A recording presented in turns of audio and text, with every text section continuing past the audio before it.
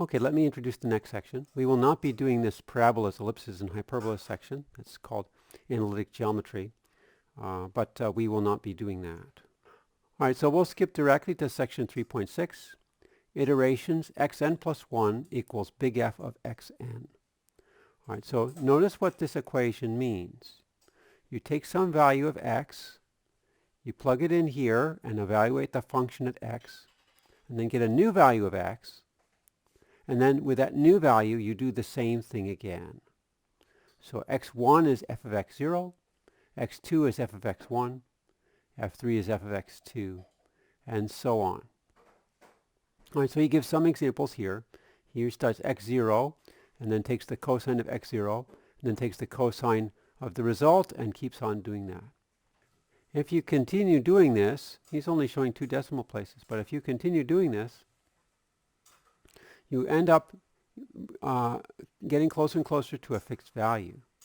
So what's going on here? What's the significance of this value? Here he's pointing out especially that this is not the same thing as cosine squared, because it's not cosine times cosine, but cosine of cosine. Okay? Now he recommends you do this exercise. Instead of using xn plus 1 equals cosine xn, try xn plus 1 equals 1/2 cosine xn and see what that does. Does that give you 1/2 times the value that you get with xn plus 1 equals cosine xn? So you can experiment. So in this section there's a lot of numerical experimentation you can do. You can do that on a calculator, or you can do it on the computer.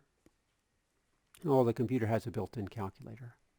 So you can do it in Excel. It's nice to do things in Excel because then you can actually keep track of things. Actually, let me see if I can go ahead and do that. It's nice to do things in Excel. So let me start a new one. So here I could say x0 is here. And let's just say that's 1, whatever it is. All right. And then here we can say, for instance, if I want to take cosine, then I can take equals cosine. Well, let's do it this way. Instead of putting it there, I'll put it here. So I'll take equal cosine of this value here. All right. Now, what I want to do is take cosine of this value. In fact, I can just fill down, because if I fill down, this here will be cosine of b2. So Excel is very good for iteration. So I can scroll down here and do many iterations, and you can see I get the value that he does. Now, if I wanted to change this to 1/2 instead, I could just put 1/2 times like this, 0.5 times this, and I could do fill down again. I have to do fill down because this I only changed the formula here. So I can do fill down here. Let's see what happens. Okay, it does something else. This is certainly not 1/2 of the previous value. All right. So it's nice to do these experiments in Excel. All right. So let's see what we have here.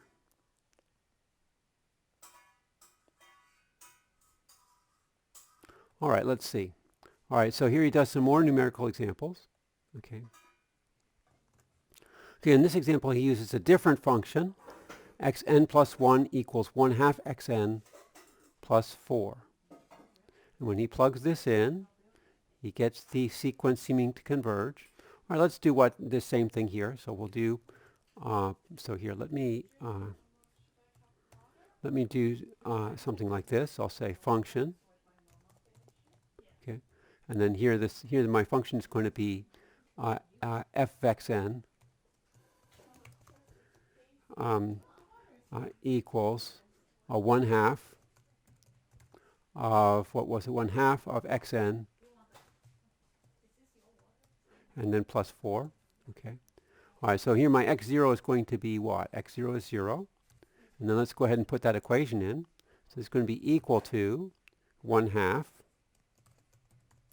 times this value plus 4. Okay, I do that, and I can fill down. And look at that. All right, so it's certainly getting closer to 8. All right.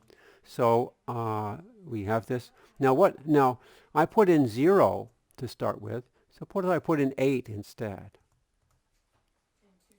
See, if I put in 8, I'll get out 8. So 8 is what you'd call a fixed point for this function. And you can solve that. If I put 8 equals 1/2, if I put x equals 1/2 x plus 4, I could solve for x. Okay. So if you have a fixed point where x star equals f of x star, then if you put x star into this iterative equation, it will stay there.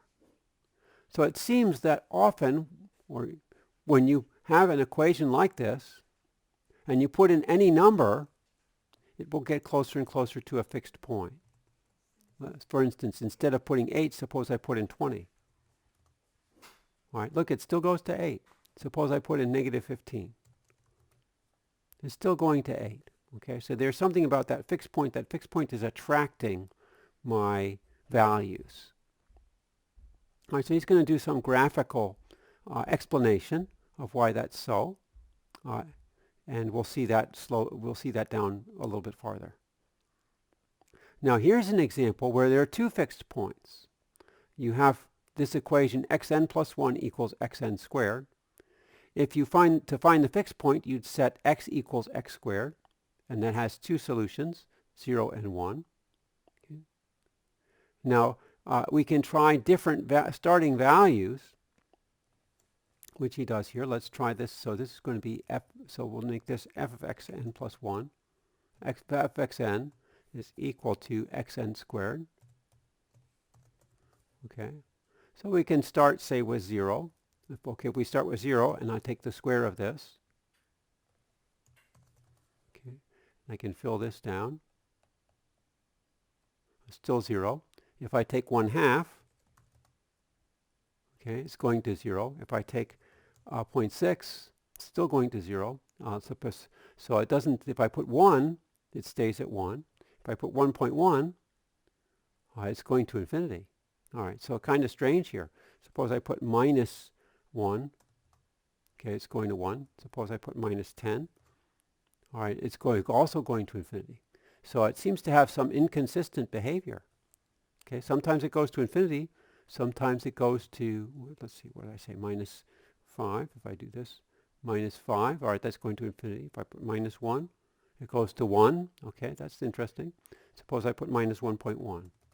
Okay, it goes to infinity. Suppose I put minus 0.9. Okay, so you can experiment. So this is kind of interesting. If you put in minus 1 or 1, it goes to 1. But otherwise, it either goes to 0 or infinity. Strange behavior. Okay. Here he says each limit x star has a basin of attraction. Okay.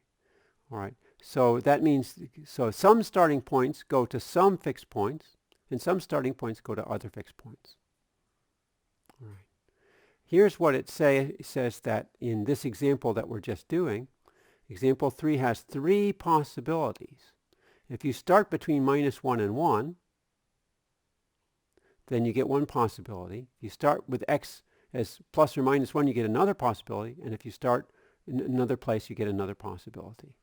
Okay. This is what we found. If we chose the absolute value of x greater than 1, then the iterations go to infinity. All right. So you're going to have the same phenomenon with other functions. It's just with this function, xn plus 1 equals xn squared, this is, the phenomenon is very clear. And we'll see why this works in just a little while. It has a graphical interpretation. Okay. So there are some fixed points that are attracting and some that are repelling. In the example that we've looked at, x equals 0 is attracting. Now, why do I say it's attracting? If I start somewhere near 0, like 0.01, it will go to 0. On the other hand, 1 is repelling. Why is 1 repelling? Well, if I put 1, I get 1. If I put 1.001, look, it doesn't get closer to 1 anymore. It goes away. If I put 0.999, okay, still it gets closer and closer to 0, right? This 1.6 e minus 226, that's not a negative number, it's a negative exponent. So this number is very, very small. All right, so that's interesting. All right, so now he's going to give a you have two different cases. You have some attracting and some repelling. And he says the rule that decides whether the fixed point is attracting or repelling is the slope of the function at that point. So if the slope has absolute value less than 1, then the fixed point is attracting. So what that means is that the slope when x equals 0 of this function f of x equals x squared, well, the slope of that is going to be 2x, which is 0 when x equals 0. And then on the other hand, if the slope is above 1, then x star is repelling. The slope of f of x equals x squared when x equals 1 is 2. So that corresponds to the fact that 1 is a repelling fixed point for f of x equals x squared. Right? So first he gives a calculus proof, and then he shows it by graphing. Right? So what you want to do is see what happens successively when you apply this function. Right? So as we know, if we start from xn and take big F of that, you get xn plus 1. All right. Now we typically don't know x star, but if the function has a fixed point, we can subtract x star from both sides. Let me show that on my OneNote page. Okay, so let me start with my equation, xn plus 1 equals f of xn. What's up, f of xn? All right. Now, let me make it a little bit bigger because we don't need it so small. Okay, f of xn. Okay, good. All right. Now, let's say given x star is a fixed point, and let's say it's a fixed point near xn. All right. And we can subtract x star. We can subtract x star from both sides, so we get xn plus 1 minus x star equals f of xn minus x star. All right, now x star is a fixed point. What does that mean? It's a fixed point. X star is equal to f of x star, since x star is a fixed point. That's what it means to be a fixed point. And we'll see that in the graph momentarily. Okay, so that gives me xn plus 1 minus x star is equal to f of xn minus x star, f of x star. Okay, all right. Now let me draw this function. Let's try to approximate this here. Okay, so here I have x star, and here I have xn plus 1. And I'll draw my function like this. Okay, and then of course this is going to be f of x star. And then this is going to be f of xn plus 1. Okay, and I want to approximate this difference, f of xn plus 1 minus f of x star. All right, so if I want to approximate the difference, we can see that approximately f of xn plus 1 minus f of x star divided by xn plus 1 minus x star, that's approximately equal to the derivative of f. And that can be at x star, or it could be at xn plus 1. Let's make it at x star. Okay. Now I can solve for the numerator, and that gives me f of xn plus 1 minus f of x star equals f prime of x star minus times xn plus 1 minus x star. Oh, sorry, I don't want n plus 1. This should be xn. So let me fix that just a moment.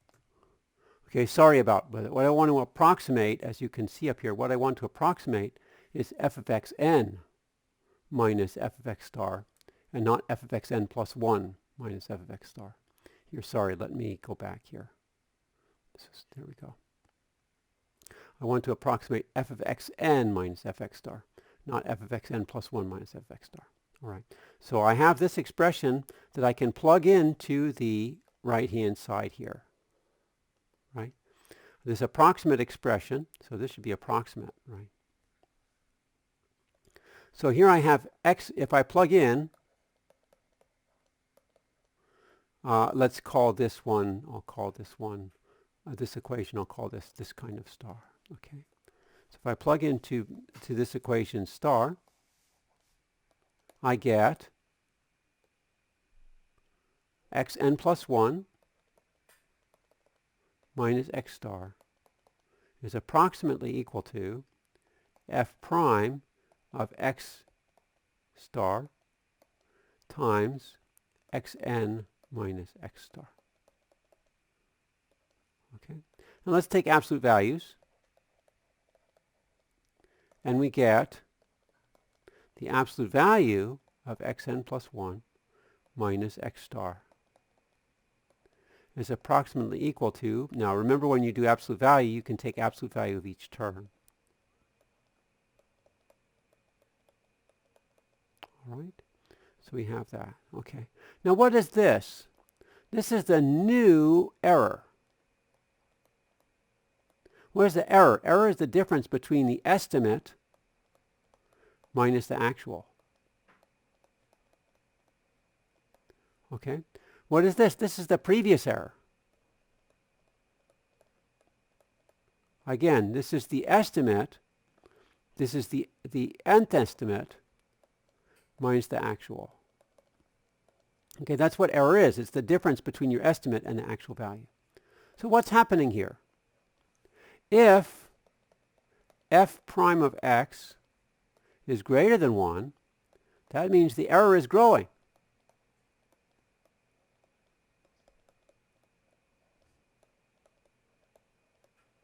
Okay, the new error is bigger than the old error. Okay, all right. If, on the other hand, this should be x star, sorry. If f prime of x star is less than 1, that means the error is getting smaller.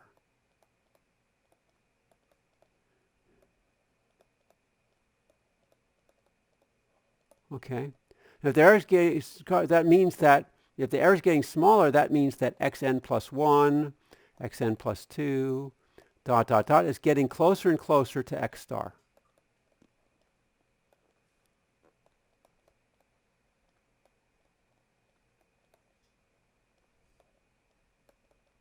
Okay.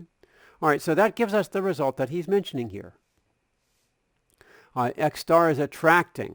The numbers are getting closer to x star.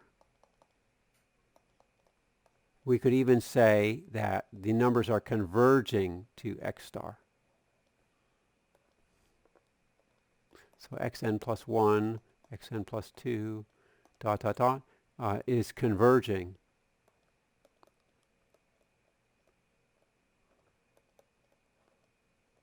to x star. All right. Now, on the other hand, again, if the derivative has absolute value bigger than 1, then it's not converging. All right. So, in fact, the smaller the absolute value of the derivative, the faster the convergence. Okay, and he gives some examples here. Okay. All right.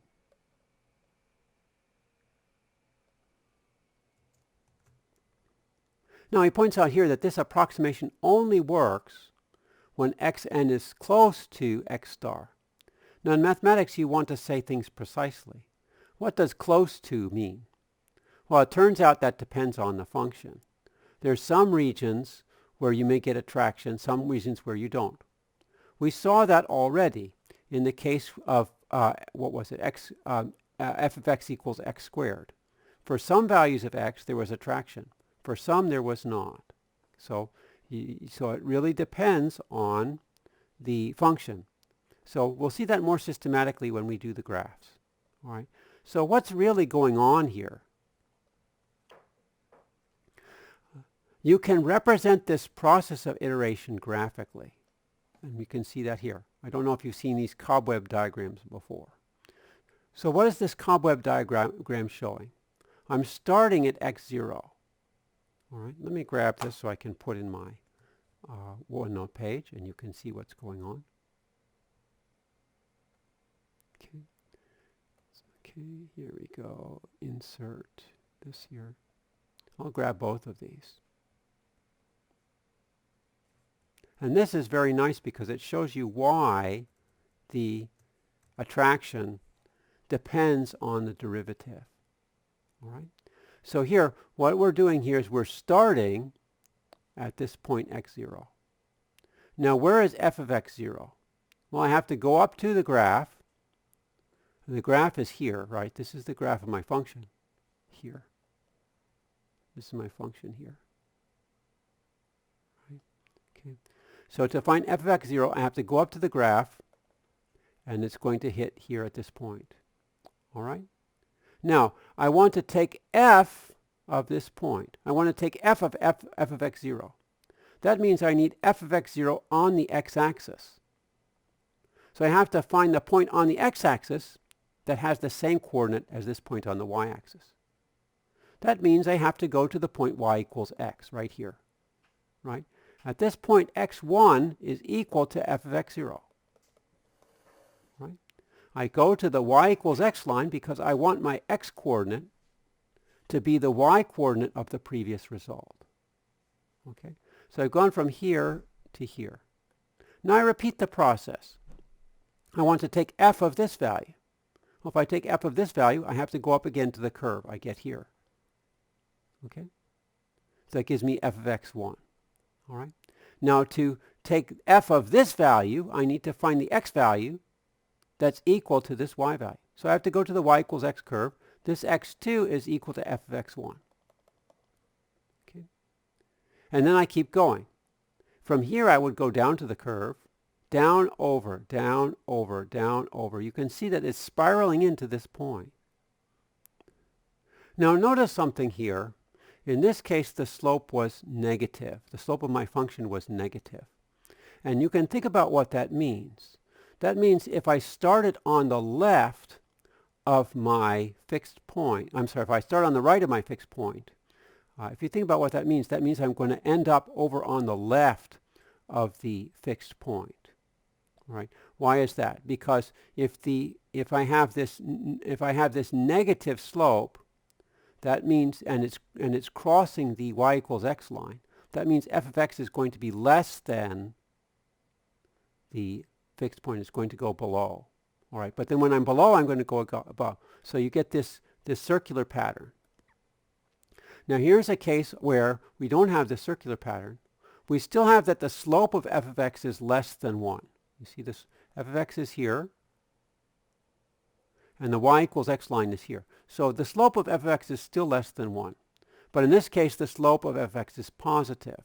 So we get the same process here. If I start here, I take f of that, then I need to take this over to the y equals x line in order to make the x value. So this x1 is f of x0. Okay.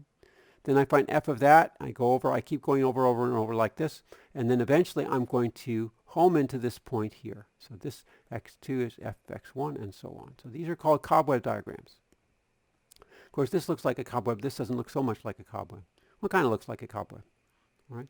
So that's what we got here. And you can see that's what's happening when we have convergence to a fixed point. Now you might wonder, what happens if the derivative is greater than 1? So let's see that shortly. Let's see if he's got an example down here. All right, yeah, he's got an example here. On the left, we have a repelling fixed point here and an attracting fixed point here. And here we have a repelling fixed point here and 2 attracting fixed points. Now, why is it repelling? Let's look at this more in detail in our section here. Let's draw a case where we have a function whose derivative is greater than 1. So let's draw our axes. Okay. And I'll draw the y equals x line here. Okay, a fixed point has to be a point on this line. So let's draw our function. Here I'll draw a straight line. Here's my function like this. Okay, and this is x star. And then this is f of x.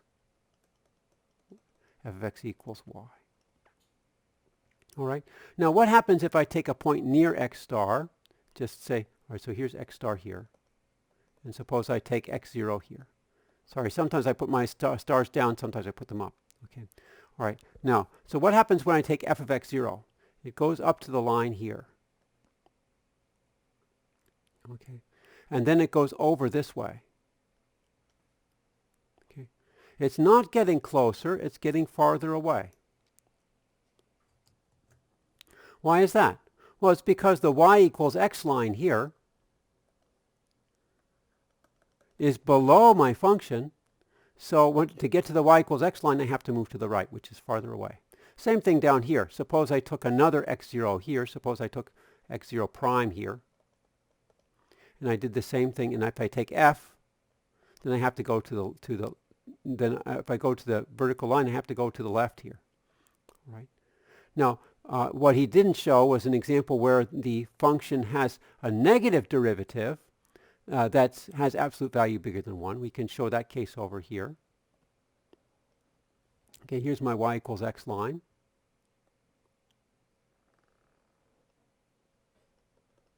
And let's do a function which has a very steep negative derivative like this. Okay. And here's my fixed point. Here's my x star. Now let's start at x0 here. What's going to happen here? Well, if I take f of x0, it's going to go up to here. And then it goes out here.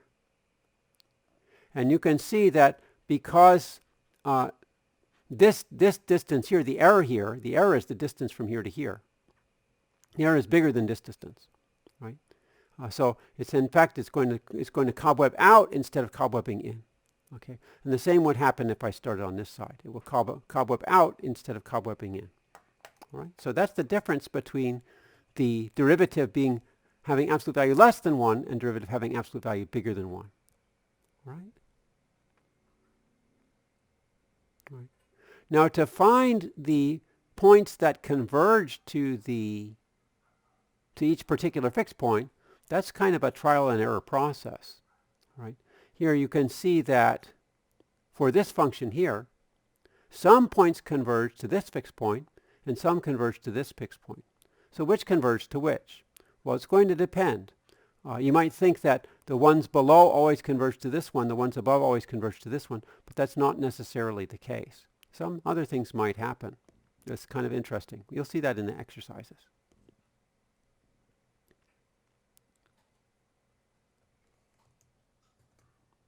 Okay, one thing I want to point out here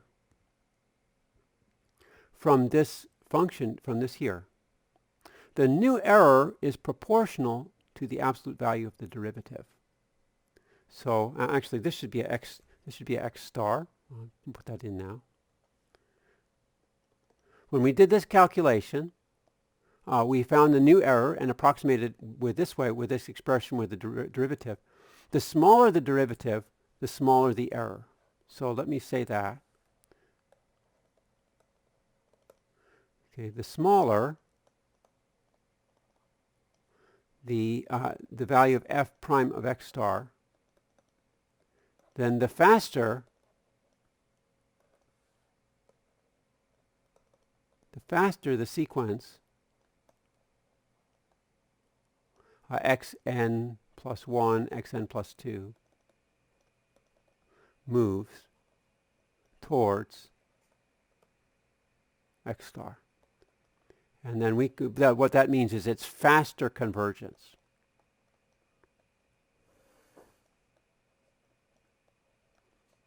Okay.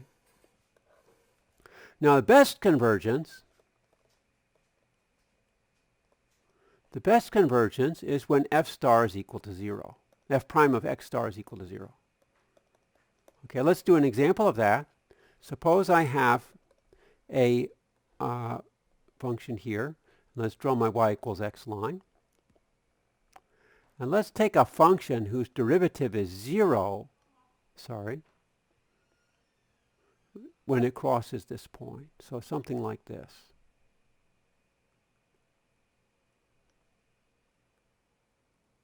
All right. Now suppose I start somewhere. Suppose I start so this is x star here. Suppose I start here at x1 here. Okay. So f of x1 is here. Now f of x1 is almost equal to f of x star. So, and f of x star is equal to x star. So it almost immediately converges to x star. So that means f of x1 is very close to f of x star, which is equal to x star. Okay. Again, sorry, I put my stars below and above sometimes. It's the same thing. Okay. So the convergence is very fast. Okay. So these 2 points out here, you can verify these 2 points are not attracting, they're repelling. So this is the only attracting one. All right. So as I said, so that means that the smaller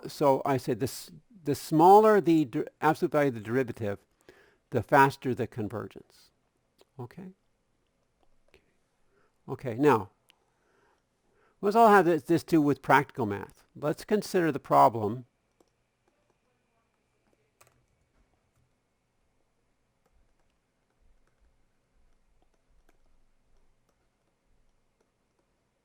of finding roots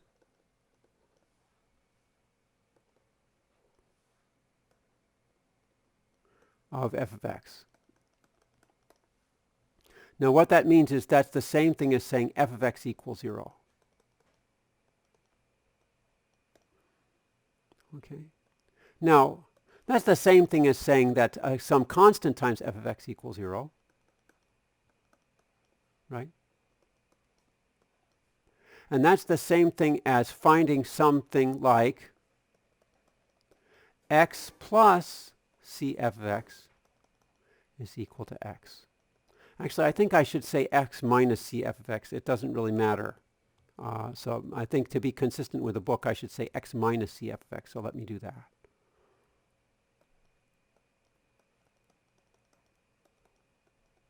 Okay. All right. Okay.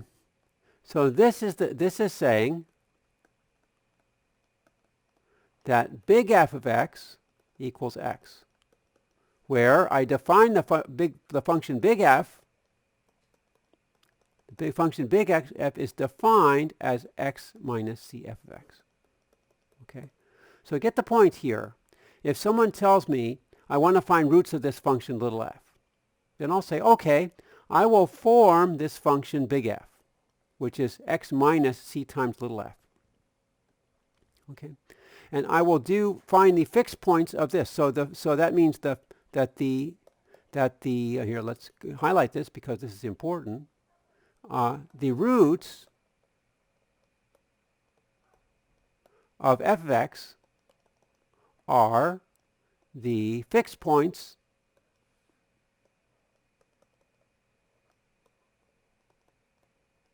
of big F of x. Okay? So what we've done is we've changed a root finding problem into a fixed point finding problem.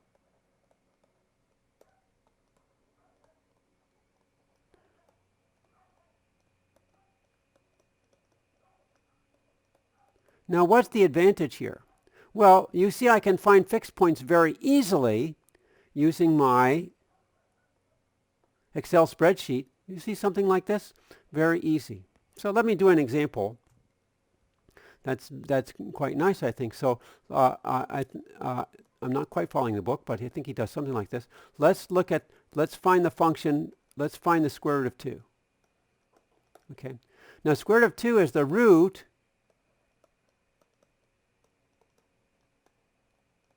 of x squared minus 2 equals 0. Okay, so what I can do is I can take x minus, so I'll take the function,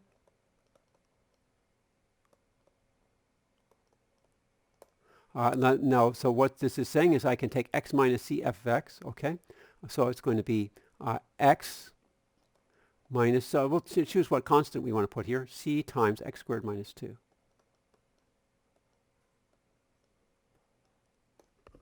Okay, so I want to find the fixed points of this function.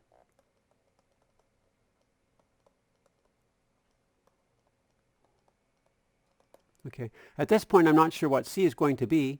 What I'm going to want to do is choose a function so that the derivative is close to 0. But let's do some experiments here. Let's go back to our spreadsheet here. And here I'm going to choose another function. Let me make this bigger so you can see. Sorry, the other one was kind of small.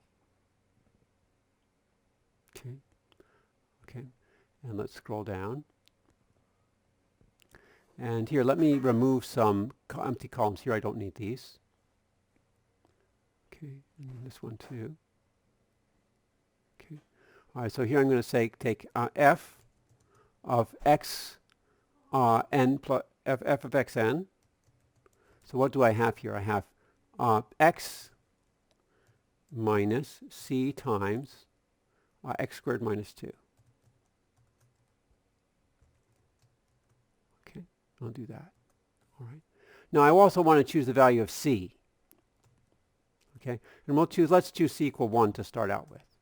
Okay, so my x0, I'll start with something. Maybe I'll start with 1.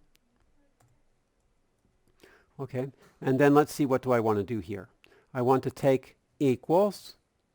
So here's my value of x, 1. This is x minus, and I'll choose c as this value here. Now I'm going to want to choose the same c for all of my cells. So what I have to do here is make this a fixed value. The way to do this in Excel to make this a fixed value is you put dollar signs in front. Dollar sign here, dollar sign here. And that means that's a fixed value. It won't change when I do a fill down. All right? So then I multiply this by, and then here I have my x again, x squared minus 2. All right, there we go. All right, so that goes up to 2. All right, let's see what happens if I try to fill this down. Okay, that doesn't seem to be a very good example. We'll have to try some other values of c. Well, what's a good value of c? Let's go back and see how we can do that here. Let's take the derivative. Right, my thing here go. So I'll take the derivative. So I have f of x is equal to x minus c times x squared minus 2. Okay. All right, so let's take the derivative. F prime of x is equal to 1 minus 2cx. Okay, so we want f prime of x to be equal to 0 when x is approximately equal to square root of 2. Okay, now unfortunately I can't solve this exactly because I don't know what square root of 2 is. But let's just plug that in. We can say 0 is equal to 1 minus 2c square root of 2. And I'm just going to use an approximation for square root of 2. So let's see, if I want to solve for c, I put the 2c on the other side, so that c is equal to 1 over 2 square roots of 2.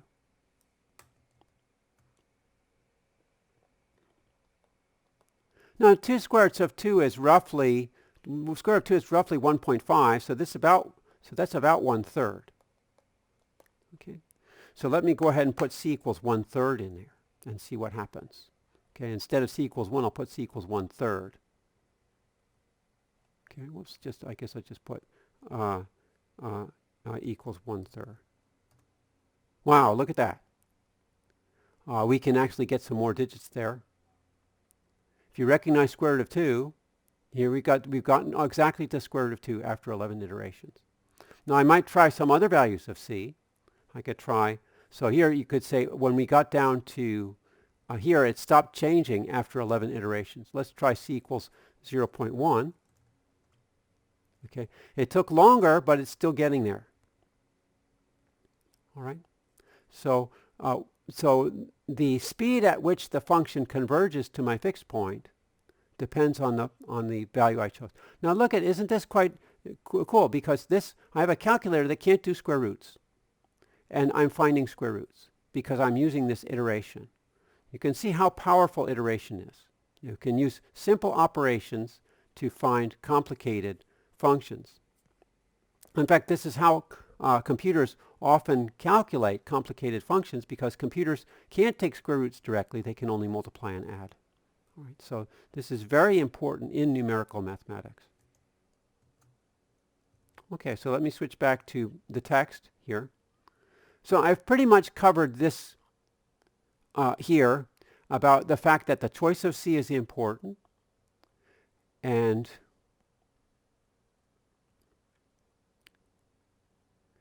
we have here again that this here is the derivative, so you need the absolute value of the derivative to be less than 1.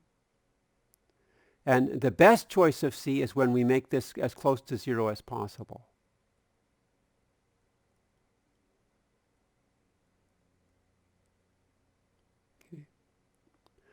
The problem is we want the derivative at x prime to be 0 to be 0. I mean, we want to find C as 1 over the derivative of x prime, but we don't know x prime. So we have to choose a value close to x prime. So you might as well choose the closest value you know, which is your first approximation. All right. So that's how we're working here, and we're substituting in that value.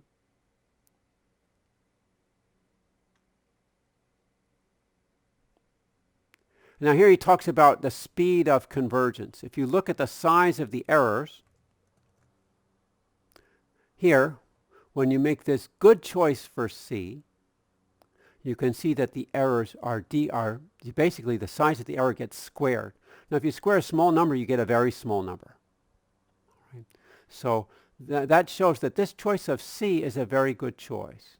Now notice that his choice of C is changing at each iteration, because at each iteration you're finding a value of x that's closer and closer to x star. So if you take the derivative at each new point, you're getting a better approximation for the derivative at the fixed point. All right? So that's what he's going to do, and you'll see how that works in the exercises.